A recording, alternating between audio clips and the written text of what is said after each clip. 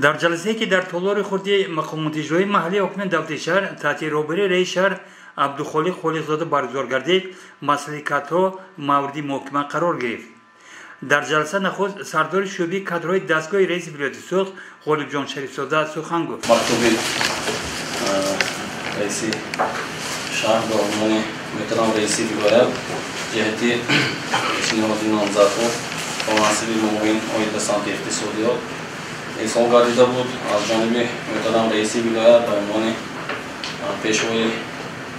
ملت پرزیدنت جمهوری اسلامی محترم امامی رحمان جهت گرفتن رازگی مکتوب ارسال گردید و از جانب اساسگزار صلح وحدت ملی پیشوای معظم ملت محترم امامی رحمان مطابق ماده 20 قانون کنستیتوسیون جمهوری تاجیکستان درباره مقامات محلی حکومت دولتی درباره به وظیفه معاون رئیس شهر پنجکن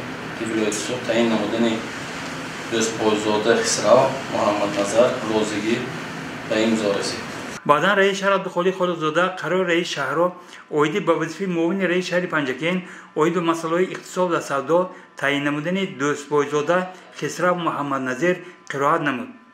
و گفت که دستپایزاده خسرو تجربه کافی راهبری دارد و امید و باوری هست که او از عهده سپارش‌های به عهده گذاشته البته می‌براید. در خاتمه دستپایزاده خسرو محمد نظر